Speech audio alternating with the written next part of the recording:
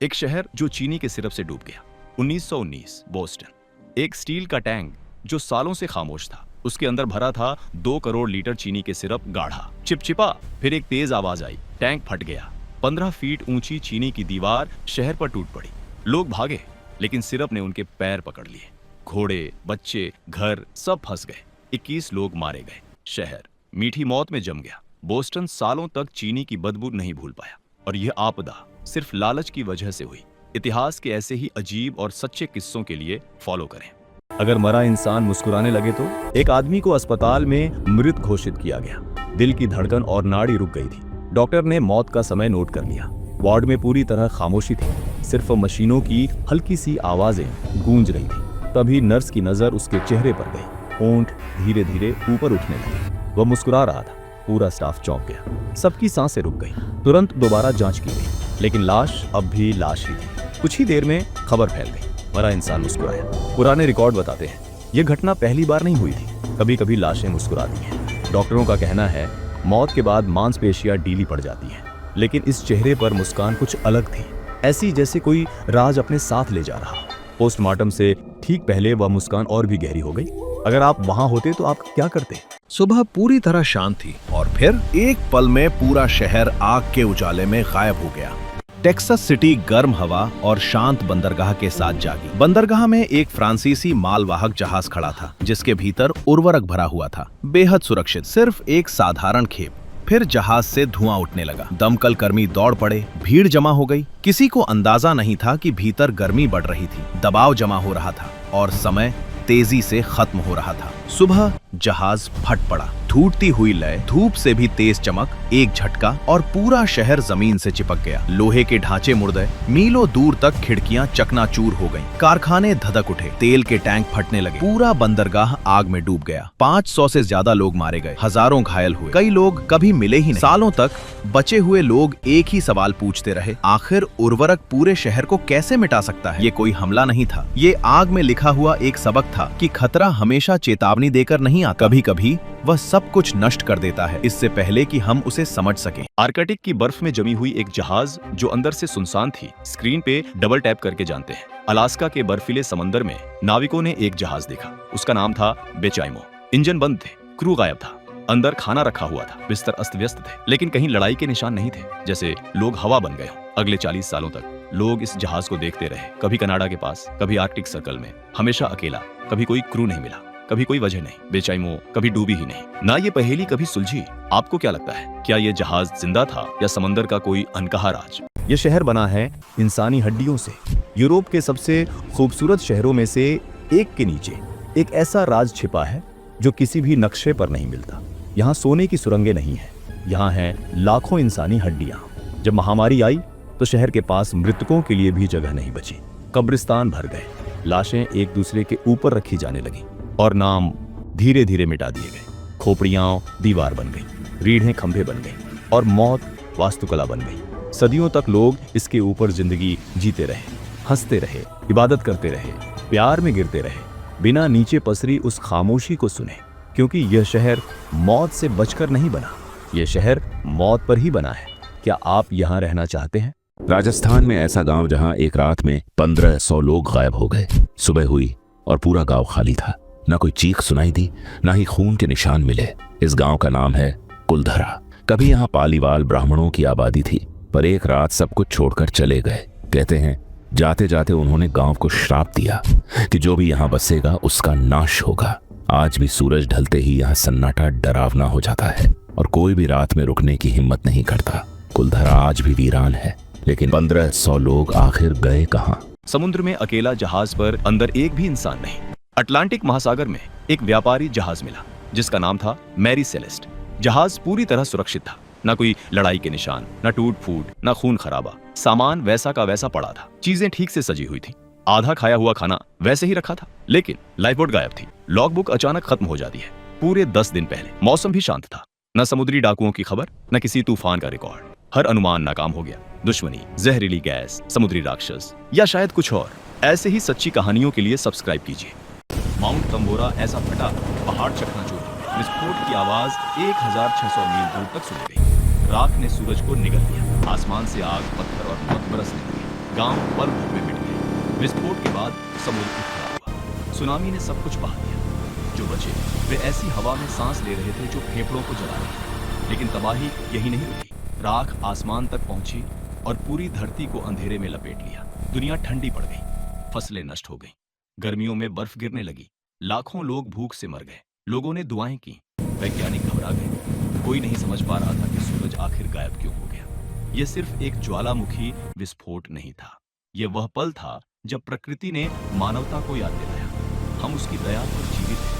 वे मरे नहीं थे, उन्हें जिंदा दफन कर दिया गया था। 1700 और 1800 के दौर में मौत अक्सर अंदाजे से तय की जाती थी, पुष्टि से नहीं। सांस बहुत हल्की होती थी, नब्ज पकड़ में नहीं आती थी और ताबूत बहुत जल्दी बंद कर दिए जाते थे। कब्रें दोबारा खुली गई, अंदर खरोंचियां थीं, टूटे हुए नाखून, डर से जमी हुई शक्लें। लोग जमीन के नीचे होश में आ गए थे। पूरे यूरोप में दहशत फैल गई, परिवार गिड़गिड़ाने लगे, डॉक्टर बहस करने लगे। डर ने आविष्कार को जन्म दिया। मृत समझे गए व्यक्ति की उंगली से एक डोरी बांधी जाती थी, डोरी जाती थी कब्र के ऊपर लगी एक घंटी तक। अगर मरा हुआ जाग जाए तो वह मदद के लिए घंटी बजा सकता था। कब्रिस्तानों में रात के पहरेदार रखे गए, ऐसे आदमी जो अंधेरे में सुनते थे घंटियों की आवाज। ज्यादातर घंटियां कभी नहीं बजी, लेकिन कुछ बजी और उन्हीं घंटियों ने जानें बचाई। यहीं से जन्मा एक वाक्य जिसे हम आज भी कहते हैं, घंटी ने बचा लिया। नए साल की सुबह, सूरज निकला ही नहीं। 1 जनवरी 1789। पूरे यूरोप में लोग जल्दी जागे, लेकिन सामने था अंधेरा। न कोई सूर्योदय, न कोई गर्माहट, बस एक भारी काला आसमान। डर के मारे लोग चर्च की घंटियां बजाने लगे। दोपहर में भी मोमबत्तियां जलानी पड़ी। लोग फुसफुसाने लगे, दुनिया खत्म होने वाली है। कोई प्रार्थना कर रहा था, कोई रो रहा था। घंटे बीतते गए, फिर भी सूरज नहीं निकला। फिर धीरे धीरे रोशनी लौटी। दुनिया खत्म नहीं हुई थी। दूर ज्वालामुखियों से उठी राख और कड़ाके की सर्द हवा ने आसमान को ढक लिया था। सच बाद में सामने आया, लेकिन उस नए साल के दिन ने इंसान को एक डरावना सबक सिखाया कि प्रकृति के सामने हम कितने छोटे हैं। और इस तरह सूरज निकलने से पहले ही जहाज पानी में समा गया। लकड़ी टूटने की आवाज, लोग चीखे और फिर सब कुछ शांत हो गया। कुछ लोग बच गए, एक छोटे से बेड़े से चिपके हुए, अनंत नीले सागर में बहते हुए। सूरज उनकी चमड़ी जला रहा था, नमक से होंठ फट गए थे। पहले पानी खत्म हुआ, फिर खाना और बाद में उम्मीद। वे कम बोलने लगे, नजरें चुराने लगे। एक रात उन लोगों ने कहा, अगर कोई नहीं मरा तो हम सब मर जाएंगे। सब सहमत भी हो गए। उन्होंने लकड़ी बराबर लंबाई के तोड़े, फिर एक छोटा टुकड़ा मिला दिया। बिना देखे लकड़ी उठानी थी। पूरा टुकड़ा मतलब जिंदगी, छोटा टुकड़ा मतलब मौत। एक एक कर हाथ आगे बढ़े। किसी ने किसी की ओर नहीं देखा। हाथ कांप रहे थे, सांसें थम सी गई थीं। काफी दिनों बाद जब मदद पहुंची तो सिर्फ कुछ ही लोग जिंदा थे। उन पर मुकदमा चला, पर अदालत ने उन सबको मुक्त कर दिया। कैसे इस नदी में आग लग गई। साल 1969, अमेरिका की एक नदी की। सालों तक फैक्ट्रियों का जहर, तेल और रासायनिक कचरा उस नदी में बहाया जाता रहा। पानी काला पड़ चुका था, हवा में जहर घुला हुआ था। फिर एक छोटी सी चिंगारी गिरी और पूरी नदी आग का दरिया बन गई। पुल जलने लगे, पूरा शहर थम सा गया। दुनिया ने देखा इंसान क्या कुछ कर सकता है। यह सिर्फ आग नहीं थी, ये एक चेतावनी थी। आज वह नदी तो जिंदा है, पर क्या हमने कुछ सीखा? ऐसी सच्ची कहानियों के लिए फॉलो करें। एक शहर जो जिंदा दफन हो गया। लोग हंस रहे थे, बाजार में लोग थे, बच्चे खेल रहे थे। अचानक जमीन कांपने लगी, पहाड़ फट पड़ा, आसमान से आग बरसने लगी। सांस लेने तक का वक्त नहीं मिला। लोग वहीं के वहीं थम गए, चिल्लाते हुए, भागते हुए पत्थर बन गए। सब कुछ खत्म हो गया, बस यादें रह गईं। ये कहानी है पोम्पेई की, वह शहर जो आज भी सांस नहीं ले पाता। अगर आप वहां होते तो बच पाते? कमेंट करो। इस जेल में कोई ताले नहीं थे, न कोई जंजीर, न कोई पहरेदार। इंग्लैंड में एक पत्थर की जेल खुले में खड़ी थी। दरवाजे खुले होते, कैदी कभी भी बाहर जा सकते थे। न कोई सलाखें, न लोहे की दीवारें। बस एक ही नियम, अगर कोई भागता तो उसकी इज्जत हमेशा के लिए खत्म हो जाती। ये कर्जदार थे, व्यापारी थे, रईस थे, ऐसे लोग जिनकी बात ही उनकी पहचान थी। वे अपनी मर्जी से अंदर सोते थे, दिन में बाहर जाते और रात होने से पहले लौट आते। आजादी बस कुछ कदम दूर थी। फिर भी ज्यादातर नहीं भागे, क्योंकि बाहर बदनामी थी और अंदर सम्मान। साल बीतते गए, भागने की घटनाएं बहुत कम रहीं। भरोसा जंजीरों से ज्यादा मजबूत निकला, इज्जत डर से ज्यादा ताकतवर। इसने एक बात साबित की, जब लोगों पर भरोसा किया जाता है तो वे खुद तय करते हैं कि वे कैसे इंसान बनेंगे। ये जेल शरीर की नहीं, आत्मा की परीक्षा लेती थी। ये कोई कहानी नहीं है, ये एक ऐसी जगह है जो आज भी मौजूद है। लोग यहाँ जाते हैं सिर्फ थोड़ी देर के लिए, लेकिन जब वे वापस आते हैं तो सब कुछ बदला हुआ होता है। घने पेड़, गहरी खामोशी और हवा में अजीब सा भारीपन। कंपास घूमने लगते हैं, मोबाइल फोन अचानक बंद हो जाते हैं। जंगल के अंदर के 20 मिनट बाहर की दुनिया के लिए 3 दिन होता है। दाढ़ियां बढ़ चुकी थी, चेहरे थकान से भरे थे। उन्हें याद ही नहीं था कि बीच में आखिर हुआ क्या। पुराने रिकॉर्ड बताते हैं ये सब पहले भी हो चुका है, हर बार उसी जंगल में। कुछ लोग कहते हैं ये चुंबकीय क्षेत्र का असर है, कुछ कहते हैं यहाँ वक्त ही मुड़ जाता है।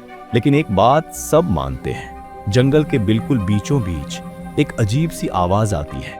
अगर समय यहाँ रुक सकता है तो दुनिया में ऐसी और जगहें होंगी, लेकिन सबका नाम रिकॉर्ड में नहीं है। एक ट्रेन सुरंग में घुसी, लेकिन वो बाहर ही नहीं निकली। 1911 रोम के पास एक नई बनी सुरंग, और उस सुरंग की ओर बढ़ती एक भारी भरकम ट्रेन ने हॉर्न दिया। इंजन से धुआं उठा और धीरे धीरे वो सुरंग के अंदर समा गई। लोग प्लेटफॉर्म पर खड़े बस देखते रह गए। कुछ ही पलों में पटरी खाली हो चुकी थी, लेकिन ट्रेन कभी बाहर नहीं आई। सिर्फ 2 लोग जिंदा बचे। उन्होंने चलती ट्रेन से आखिरी पल में छलांग लगा दी थी। बाद में उन्होंने बताया, सुरंग के अंदर जाते ही हवा बदल गई थी और रोशनी जैसे पिघलने लगी हो। उनके पीछे पूरी ट्रेन धुएं में घुलती चली गई। इसके बाद खोज शुरू हुई। सुरंग को पूरी तरह बंद कर दिया गया, ना इंजन मिला, ना कोई लाश। और फिर सालों बाद दूसरे देशों से ऐसी ही एक ट्रेन देखे जाने की रहस्यमयी खबरें सामने आई। तो सवाल यही है, क्या वो ट्रेन किसी जगह में नहीं बल्कि समय में खो गई थी? एक ऐसा गांव जहां लोग सो गए और कई दिनों तक जाग ही नहीं पाए। कजाकिस्तान, कराची नाम का एक छोटा सा गांव, शांत, ठंडा, पर अचानक पूरी तरह खामोश। लोग चलते चलते गिरने लगे। स्कूल में बच्चे बैठे बैठे सो गए। घरों के अंदर पूरा परिवार सो गया। कोई 2 दिनों तक सोता रहा, कोई 6 दिनों तक, और कुछ लोग पूरे 1 हफ्ते तक। डॉक्टर आए, जांच की गई, लेकिन उस बीमारी का कोई नाम नहीं मिल पाया। जब लोग जागे तो उन्होंने कहा, सपने बहुत ज्यादा असली लग रहे थे, भयानक सिरदर्द और यादें गायब। सालों बाद सच सामने आया। गांव के पास ही एक पुरानी खदान मौजूद थी। उस खदान से निकल रही थी रेडियो एक्टिव गैस, जो इंसानी दिमाग को गहरी नींद में सुला देती थी। सवाल ये है कि हम किन अनदेखी चीजों के बीच रह रहे हैं। लाइट हाउस जल रहा था, लेकिन उसके भीतर आदमी गायब थे। स्कॉटलैंड के तट के पास एक अकेले लाइट हाउस की ओर एक आपूर्ति जहाज बढ़ रहा था। रोशनी जलनी चाहिए थी, लेकिन वहां अंधेरा था। न कोई संकेत, न कोई जवाब। जब बचाव दल टावर पर पहुंचा तो दरवाजा अंदर से बंद मिला। खाना ज्यों का त्यों रखा था, बिस्तर खाली थे, घड़ियां रुकी हुई थी। 3 लाइट हाउस रक्षक अचानक गायब हो चुके थे। न संघर्ष के निशान, न शव, न कोई जवाब। किसी ने कहा, एक विशाल लहर उन्हें समुद्र में खींच ले गई। आज भी वह लाइट हाउस खड़ा है, एक खामोश गवाही कि कुछ रहस्य कभी सुलझाए नहीं जाते।